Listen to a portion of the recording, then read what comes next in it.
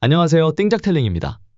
오늘은요, 2024년 한 해 동안 정말 많은 눈물과 여운을 남겼던 중국 사극, 고장극이라고도 하죠.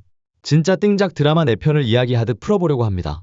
단순한 줄거리 소개가 아니라 등장인물의 감정선과 명장면, 그리고 왜 이 작품들이 그렇게까지 회자되었는지 함께 나눠볼게요. 각 작품은 성격도 전개도 분위기도 완전히 다르지만 공통적으로 이건 진짜 잘 만든 이야기다 싶은 포인트가 확실히 존재합니다.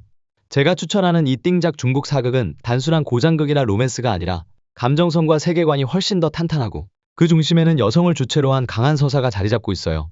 첫 번째로 이야기할 작품은 바로 일념관산입니다. 전설의 여간첩 이명희가 조용히 살아가던 중 아껴주던 황후의 궁에 화재가 나면서 황후가 목숨을 잃는 사건이 벌어지고 그녀는 진실을 밝히기 위해 스스로 죽은 척한 채 조사에 나서게 되는데요. 그러던 중 오국이 황제를 인질로 잡고 협박하자 금을 바치고 사절단을 보내야 하는 상황이 됩니다.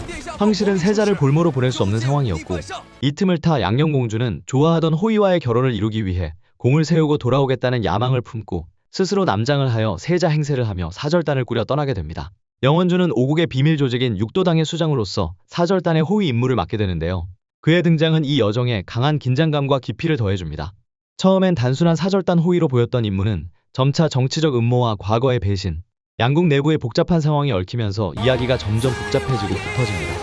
이명희는 냉철한 장군 영원주와 함께하며 처음엔 서로를 경계하지만 함께 위기를 넘기며 점점 감정이 쌓이게 되죠. 그리고 여기서 꼭 언급해야 할 포인트 하나. 초반에 여주인공 이명희가 남주 영원주를 쫓아다니면서 애 낳자고 결혼하자고 찰떡같이 구애하는 장면이 있어요. 진짜 예상치 못한 전개라서 빵 터졌고 첩보와 정치극이라는 무거운 톤 속에서 이 유쾌한 설정이 잠깐씩 튀어나올 때 그 반전 매력이 대박입니다. 배우들이 연기를 워낙 잘해서 그런 것 같아요. 대의를 지키기 위해 많은 희생이 따르는 무거운 설정의 드라마 속에서 이명희와 영원주의 케미는 피식피식 웃음이 나올 만큼 재밌는 포인트이기도 해요. 중두 주인공들은 늘 이대희와 사랑을 선택해야 하는 것을 강요받게 되는데 이 드라마도 마찬가지예요. 끊임없이 대의 사랑, 그리고 희생과 헌신, 신의와 믿음에 대한 깊은 고민과 성찰이 담겨 있습니다. 지금까지 본 중두 중에 손에 꼽을 만큼 탄탄한 서사와 치밀한 이야기 구조가 몰입도를 극대화해요. 정말이지 한번 키면 멈출 수 없을 정도로 확 빨려 들어가게 되더라고요. 어스도 너무 좋답니다. 그리고 이 작품은 대표적인 새드 엔딩으로도 유명한데요. 마지막 회차의 전개는 정말 눈물 없이는 보기 힘들 정도예요. 후반부에는 그동안 극을 이끌어왔던 주요 인물들이 하나둘씩 죽음을 맞이하면서 시청자 입장에선 큰 충격과 깊은 슬픔을 느끼게 됩니다. 그들의 죽음은 단순한 전개가 아니라 이야기에 남긴 흔적이 너무도 강렬해서 엔딩이 끝나도 여운이 가시질 않아요. 단순한 비극이 아니라 그 여운과 무게감이 며칠은 가는 엔딩이었습니다. 액션, 감정선, 정치극까지 모든 게 어우러진 수작이었어요. 특히 이 드라마는 여주인공 류시 씨의 멋진 액션과 강한 포스로 극을 이끌어가는 점에서 독보적입니다. 이묘희를 맡은 류시 씨의 절제된 연기는 정말이지 극의 후반부에서 절정을 이끌어낸답니다. 이묘희는 여기서 단순한 로맨스의 대상이 아니라 최고의 살수로서 정치적 상황을 흔드는 중심에 있는 인물이죠. 덕분에 여성 서사로서도 높은 평가를 받고 있어요. 한 장면 한 대사가 쌓이면서 인물들의 서사가 깊어지는 구조도 훌륭합니다. 두 번째 작품은 무구운간이에요. 이 작품은 여주인공 설방비의 기지와 총명함이 극 전체를 흥미진진하게 이끌어가는 대표적인 예라고 할 수 있어요. 나중에 강리로 신분 세탁을 하게 되는 설방비는 단순히 감정에 휘둘리는 인물이 아니라 냉철한 판단력과 상황을 꿰뚫는 통찰로 매 순간 판을 뒤집습니다. 적들이 놓은 여러 차례의 함정도 단번에 간파하고 오히려 역이용하는 장면들이 속 시원하게 펼쳐지는데요. 여주의 기지가 빛나는 순간들이 많아서 보는 내내 긴장과 통쾌함이 공존합니다. 복수극인데요. 단순한 복수극이 아니에요. 설방비라는 여주인공이 가문의 몰락과 죽음의 위기에서 살아남아 자신을 파멸시킨 집안의 며느리로 들어가 복수를 시작하죠. 자신을 아직 잊지 못하는 전남편에게 다가가 차근차근 복수하는 그 과정이 아주 찰지게 재밌답니다. 복수와 감정이 교차되는 굉장히 흥미로운 관계가 형성됩니다. 복수하는 와중에 설방비의 신부를 이상하게 여기는 숙국공과의 사랑. 후반으로 갈수록 이 이야기는 단순한 복수극이 아니라 정의와 책임, 그리고 자존을 위한 싸움으로 확장돼요. 감정선도 아주 진하고 숙국공도 남성미 풀풀 풍기면서 설방비의 복수를 자기 일처럼 도와주게 됩니다.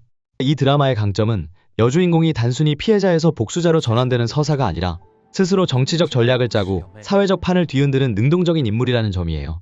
여성 캐릭터가 자신만의 정의를 실현해가는 과정이 아주 통쾌하게 전개됩니다. 그리고 또 하나, 후반부에서 장리가 과거 자신을 배신하고 가문을 파멸시킨 전남편에게 아주 시원하게 복수하는 장면이 나오는데요. 이 장면은 정말 많은 시청자들에게 통쾌함과 카타르시스를 안겨줍니다. 게다가 멋진 숙국공의 든든한 보호와 사랑을 받으면서 말이죠. 세 번째는 여봉행인데요. 개인적으로 영상미와 감정선이 모두 환상적이었던 드라마예요. 생각보다 훨씬 더 재밌었던 작품이라 기대 이상으로 빠져들게 되더라고요. 무엇보다 이 작품은 스케일이 크고 CG가 아주 인상적인 선협극입니다. 전투 장면은 물론이고 신계와 마계의 비주얼적 세계관이 화려하게 구현되어 있어서 보는 내내 눈이 즐겁고 몰입도가 확 올라갑니다. 마종여왕 심리와 상고시대 마지막 신 행지, 이 두 존재가 인간계에서 만나 서로의 존재를 알아가며 사랑과 충돌을 동시에 겪는 이야기예요. 초반엔 유쾌한 로맨스로 보일 수 있지만 중반부터는 마계와 신계의 전쟁이 격화되면서 두 사람의 관계도 점점 더 슬프게 전개됩니다. 결국 둘은 서로를 지키기 위해 이별을 선택하죠. 그리고 행지가 신계를 떠나는 장면, 감정선이 폭발하면서 눈물이 멈추질 않아요. 여봉행은 단순한 판타지 로맨스가 아니라 두 인물이 자신이 속한 세계와 사명을 어떻게 마주하는지를 보여주는 서사로 흘러갑니다. 이 드라마는 영상미도 훌륭하지만 각 장면의 상징성과 주제의식도 놓치지 않고 있습니다. 그리고 꼭 언급하고 싶은 포인트 하나 더, 여봉행의 배경음악과 테마곡들은 장면의 감정선을 그대로 끌어올려주는 역할을 하면서 몰입도를 극대화시켜요. 음악만 들어도 그 장면이 자동 재생될 정도로 인상적입니다. 여운이 길게 남는 이유 중 하나는 이 OST 때문이라고 생각해요. 마지막은 장상사입니다. 이 작품은 원래부터 소설로도 큰 인기를 끌었던 원작 기반의 드라마인데요. 배우 양쯔의 열연 덕분에 그 몰입도가 한층 더 깊어졌습니다. 특히나 제작진 인터뷰에 따르면 감독이 처음부터 이 역을 해낼 연기자는 양쯔밖에 없다고 했다고 하죠. 그만큼 소요라는 인물에 완전히 녹아든 연기를 보여주며 시청자들을 깊이 끌어당깁니다. 그녀가 연기한 소요라는 인물은 흔들림과 단단함을 동시에 지닌 캐릭터인데 양쯔는 이 양면성을 섬세하게 표현해냈어요. 감정선 덕후들, 이 드라마 안 보셨으면 큰일이에요. 정체를 숨기고 살아가는 소요라는 여주가 중심인데 그녀 주변에 3명의 남자 창현, 엽17, 상류가 등장합니다. 각기 다른 성격과 방식으로 그녀를 사랑하고 지키려 하지만 누구도 완전히 그녀에게 닿을 수 없다는 점에서 이 드라마는 굉장히 슬픈 서사로 흘러가요. 특히 처음부터 끝까지 소여만을 바라보며 사랑해온 상류는 가장 안쓰러운 캐릭터입니다. 묵묵하게 곁을 지켜주는 그의 사랑은 처절할 만큼 순정적이지만 끝내 이루어지지 않죠. 그래서 상류의 마지막 장면은 많은 시청자들의 눈물 버튼이기도 했습니다. 시즌1은 인연과 재회의 감정을, 시즌2는 선택과 희생의 감정을 중심으로 전개되는데요. 그 찢어지는 감정선이 너무 현실적이고 그래서 더 마음이 아픕니다. 특히 시즌2 후반부에서 이야기가 전개될수록 소요의 내면이 성장하고 그에 따라 세계관도 확장되면서 드라마의 스케일 자체가 훨씬 더 커지는 느낌을 줍니다. 그리고 무엇보다 인상적인 건 그동안 감춰져 있던 인물들의 진심이 하나둘씩 드러나면서 그게 몰입도가 폭발적으로 올라간다는 점이에요. 그 감정선의 반전과 인물의 서사들이 맞물리며 시청자의 감정을 휘몰아칩니다. 특히 극중반, 창현의 꿈속에서 벌어지는 소요와 창현의 극적인 대립 장면은 정말 소름이 끼칠 정도로 몰입감이 높았어요. 이 장면은 양쯔의 연기력이 특히 돋보이는 인생 장면으로 감정의 결이 세밀하게 표현되어 많은 시청자들의 감탄을 자아냈죠. 두 사람의 감정이 절정으로 치닫는 연기력 폭발의 순간이자 이 작품이 단순한 로맨스를 넘어선 감정 서사라는 걸 보여주는 장면이었습니다.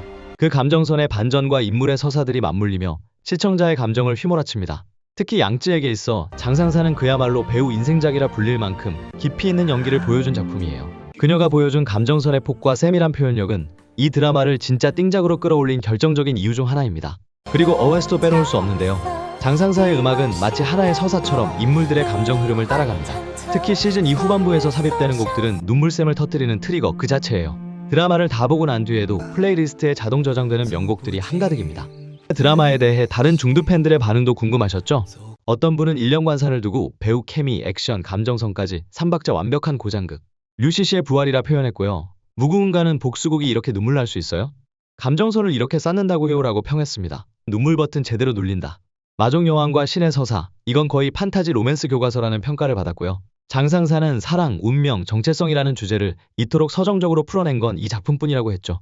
이렇게 팬들 사이에서 이미 입소문 탄 명작들, 그리고 공통점 하나 더.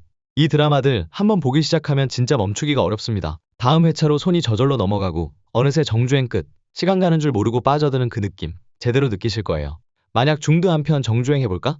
고민 중이셨다면 이 4편 중에서 선택하시면 후회 없을 거예요. 여러분은 이 중 어떤 작품이 가장 끌리셨나요? 띵작텔링이 정성껏 소개한 이 4편, 정주행 전 감정 몰입용으로 활용해보시고요. 인생작 발견하셨다면 댓글로 꼭 나눠주세요. 2024년에 재밌는 중드가 많이 나왔는데 이번 2025년에도 기대되는 작품들이 정말 많습니다. 벌써부터 시놉시스만 보고도 설레는 작품들이 꽤 되거든요. 새로운 띵작들이 또 어떤 감동과 몰입을 안겨줄지 저도 기대하고 있어요. 지금까지 띵작텔링이었습니다. 마음에 드시면 구독, 좋아요 눌러주세요.